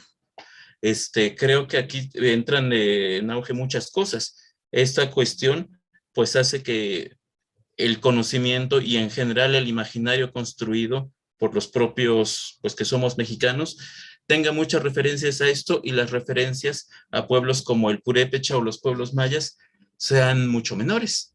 Y de hecho, pues viene mucho a consideración esto de que pues de estos espacios casi no se conoce tanto al nivel o en comparación con el pueblo azteca, y de ahí a plantear cómo fueron los pueblos, o parece que no había estado en todo este espacio físico y cultural que era Aridoamérica, pues es aún más complejo, porque realmente estos pueblos no constituyen parte de la construcción imaginaria de la nación mexicana. O sea, realmente no están ahí. Creo que están quizás a la misma proporción que, por ejemplo, la población afrodescendiente. O sea, no se construyeron y no se tejieron dentro de la historia y de la historia imaginaria y nacionalista que el Estado mexicano ha producido desde ese tiempo. Y pues regreso nuevamente a esta situación, la forma en que el imaginario actual construye y plantea a los pueblos indígenas basado en la situación actual de los pueblos indígenas que tenemos presentes, que siguen conservando parte de sus formas de organización política y económica, pues no es la que precisamente existió antes de la colonización. Constitucionalmente se plantea que son los pueblos que siguen rescatando todo esto, pero pues a nivel de la arqueología, pues vemos que este tipo de fundamentaciones pues no se sostienen. Son 500 años de la penetración de otro modo de producción. Actualmente creo que también se tiende mucho a la idealización de los pueblos indígenas actuales y del pasado. Por ejemplo, en esta película, en esta escena no se hizo auge en esto, pero pues actualmente hay una negación permanente del sacrificio humano. Y en ese momento, al menos como lo ha planteado la evidencia arqueológica, pues es algo que existía, pero que ya es mejor voltear para otro lado, hacia el estándar o hacia el pensamiento del indígena como todo positivo, bueno y armonioso con su entorno. Bueno, indígena a partir de ahora, porque en ese momento, pues, esa palabra pierde, pues, total significado. Eso era, gracias. Gracias, Ángel. Bueno, vamos a cerrar nuestro diálogo con la participación de doctor Carlos Oliva. Adelante. Ay, muchas gracias. Qué pena que me toque cerrar. Voy a ser muy rápido, por si alguien más quiere hablar. Yo creo que sí es una película de los 70s, ¿eh? Pero que fue grabada en 1990, pero que es una película de los 70 que está respondiendo a toda esta mística de Castaneda. Hay una obra de teatro, hasta donde yo sé, sobre Cabeza de Vaca, que también se está tratando de traspasar a la película, y tiene hasta un aire de musical, ¿no? O sea, por eso nos parece también tan anacrónica. O sea, podría regresar al teatro, ¿no? Como al Rey León. O sea, tiene esa especie de cuestión épica subjetiva. Yo oí una entrevista en Canal 11 a Echavarría, y bueno, dice que él es de Nayarit, y pues que por azares y por todo, de pronto encuentra los vestigios, las ideas, todo lo que acaba de decir quien me antecedió de estas comunidades. Y él dice que son los coras, ¿no? Básicamente, que él está recreando una comunidad cora. Y esto abre un problema muy interesante, porque los yaquis están ahí, ¿no? Incluso, ¿no? Según se mueve el poder, se mueve el foco hacia los pueblos originarios. Y los huicholes tienen un poder muy importante, cultural, simbólico, territorial, pero los coras, se dice que es un pueblo guerrero, se dice que es un pueblo que se pigmenta, como se está viendo en toda la película. Los coras, como se dice el compañero que me antecedió, están un poco fuera del registro nacional, ¿no? Y entonces esto es muy interesante, y esta película resitúa a una comunidad que yo, de lo poco que sé de estas comunidades, están en conflicto permanente con la otra comunidad, que son los huicholes. Cuando al final le pide al pueblo que se vaya, que se salve, la palabra que queda ahí en el aire es maracame, maracame, ¿no? Maracame, pues es como se le dice al chamán en huichol. Yo no sabía que también en cora, pero es una palabra que se repite y se repite. Y algo que habría que preguntarse es por qué no hay traducción, ¿no?, de la lengua que se está hablando, ¿no? O sea, ¿qué sucedió ahí? Si se piensa en no traducir, es un efecto ficcional cinematográfico, o no hay capacidades para hacer esa traducción, que es algo muy importante y que después se plantea en películas como El Infierno, ¿no?, donde vemos que las lenguas indígenas no son vestigios, están aquí operando.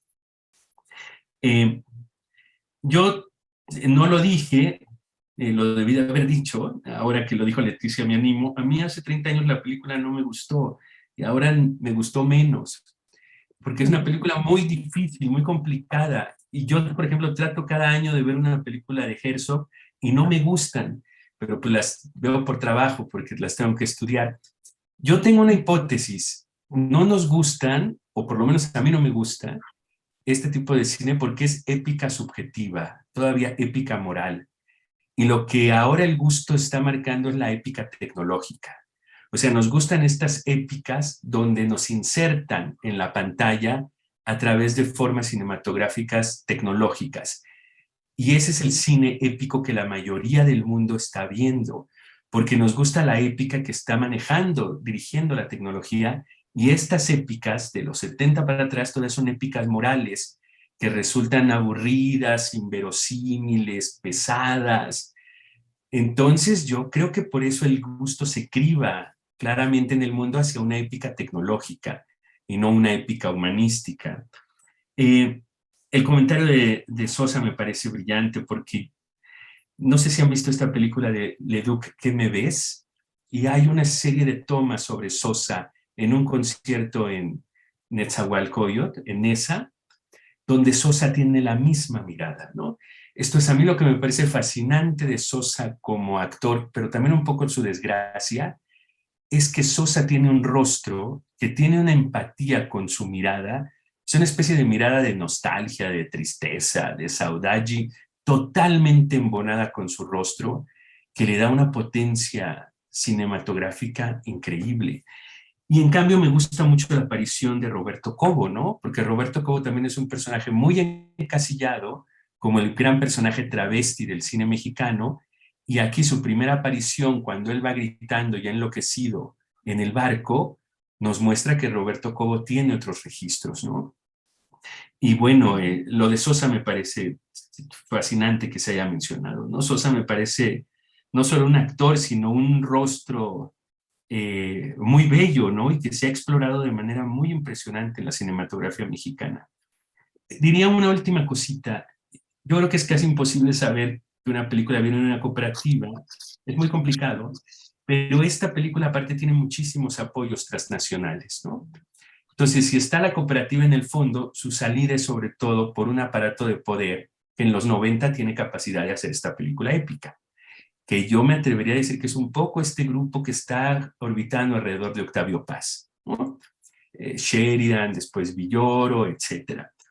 Pero lo que me parece central del cine de cooperativa es que está recreando una relación MM, mercancía-mercancía, ¿sí?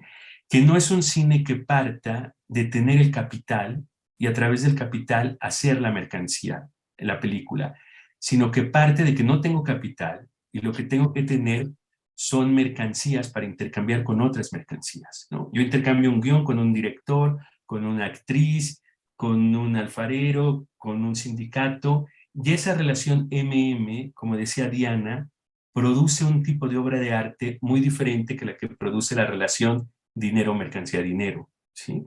Y yo creo que ahí sí vemos potencias del cine cooperativo, que se logran obras que no están pensando en la taquilla o en la ganancia.